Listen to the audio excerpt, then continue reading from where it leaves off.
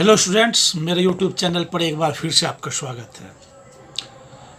पिछले वीडियोस में हम आपको प्लेनेटरी मोशन और फिर इसके वेलोसिटी के बारे में चर्चा किए थे। आज हम आपसे बात करेंगे प्लेनेट के चारों रोटेट करने वाला ऑब्जेक्ट जिसको हम लोग सैटेलाइट कहते हैं। अलग अलग प्लेनेट के पास अलग अलग नंबर ऑफ सैटेलाइट्स है। जो स्टार के चारों रोटेट करता है उसको हम लोग प्लेनेट कहते हैं। जो किसी प्लेनेट के चारों रोटेट करने वाला ऑब्जेक्ट होता है उसको हम लोग कहते हैं सैटेलाइट। सैटेलाइट दो तरह के होते हैं। एक को हम लोग कहते हैं नेचुरल सैटेलाइट, जो नेचुरली बना हुआ सैटेलाइट है। हम उसकी चर्चा नहीं करेंगे। आप लोग जानते हैं अर्थ के पास एक सिंगल जो नेचुरल सैटेलाइट हुआ है मून। हम आज बात करेंगे आर्टिफिशियल सैटेलाइट की, यानी सैटेलाइट मेड बाय मैन। आप लोगों को पता है कि सबसे पहले जो है स्पुतनिक नामक सैटेलाइट को लॉन्च किया गया था, ठीक है, और वहाँ से हम लोग स्पेस एज में गए थे। तो सैटेलाइट जो होता है आर्टिफिशियल सैटेलाइट मूल रूप से तीन तरह के होते हैं, जिसमें दो कई देश बना चुका है और एक जिसको स्पाइस सैटेलाइट कहते हैं, ये दुनिया के चुनिंदे देशों के पास अवेलेबल है, जिससे कि वह दूसरे देशों में जासूसी करता है। वह मूवेबल सैटेलाइट होता है। लेकिन बाकी दो, एक को हम लोग कहते हैं जियो स्टेशनरी या जियो सिंक्रोनाइज्ड सैटेलाइट, और दूसरे को कहते हैं हम लोग पोलर सैटेलाइट। यह दो तरह का सैटेलाइट होता है, पोलर सैटेलाइट और जियो सिंक्रोनाइज्ड सैटेलाइट।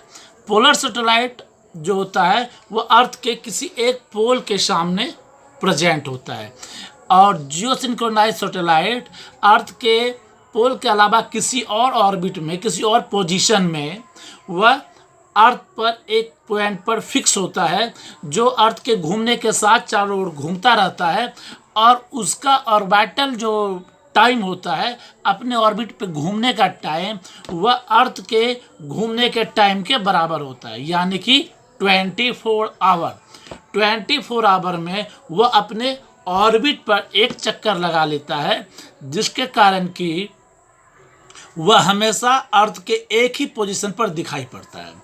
यानी कि मान लीजिए कोई जियो सिंक्रोनाइज्ड सैटेलाइट या जियो स्टेशनरी सैटेलाइट पटना के गांधी मैदान के सामने लगा हुआ स्पेस में, तो जितना देर में पटना का गांधी मैदान अपना एक चक्कर पूरा करेगा, एक चक्कर पूरा करता है, यानी कि अपने एक्सिस पर अर्थ जितना देर में एक रोटेशन पूरा करता है, ठीक उतना देर में ही जो जियो सिंक्रोनाइज्ड सैटेलाइट है वो अर्थ के चारों ओर भी एक चक्कर लगा लेगा।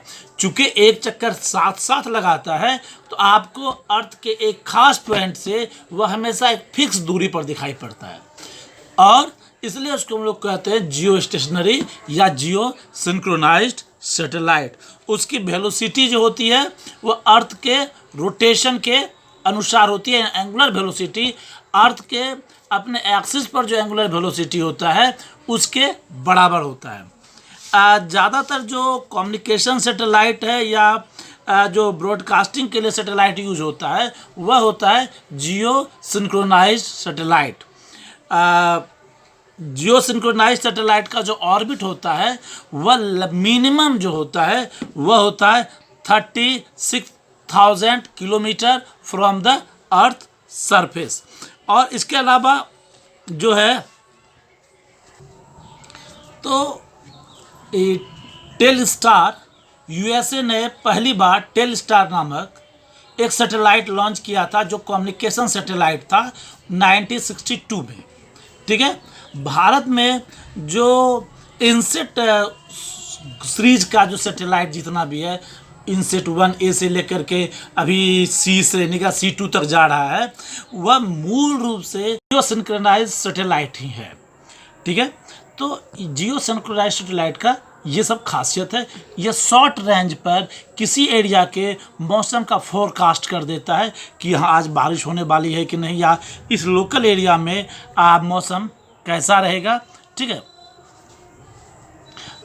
तो यह शॉर्ट रेंज यानी कि अगर पटना के ऊपर लगा हुआ है तो एक पटना के एरिया के आसपास का एक छोटा सा लोकेशन का यानी कि 200-400 किलोमीटर के दायरे का 200-500 किलोमीटर के दायरे का वह फॉरकास्ट करता है। यह लोकलाइज्ड जो कम्युनिकेशन है या लोकलाइज्ड जो वेदर का फोरकास्ट है उसको डील करता है जियो सिंक्रोनाइज सैटेलाइट। जबकि पोलर सैटेलाइट अर्थ के पोल के पास होता है, इसका ऑर्बिट कहीं से भी कहीं तक लगा सकते हैं यानी बढ़ा घटा सकते हैं। यह अपने एक्सिस पर फिक्स्ड होता है, वह अर्थ के ऑर्बिट के साथ अर्थ के रोटेशन के साथ घूमता रहता है, लेकिन वह अपने एक्सिस पर यानी अर्थ के चारों ओर वह रोटेट नहीं करता है, बल्कि अर्थ के पोल के ठीक सामने वह फिक्स पड़ा हुआ होता है। ओके, पोलर सैटेलाइट का दूसरा खासियत क्या है कि यह इसका जो रेंज होता है वह लगभग पूरे अर्थ को कवर करता है और यह लॉन्ग रेंज सैटेलाइट फोरकास्ट बताता है।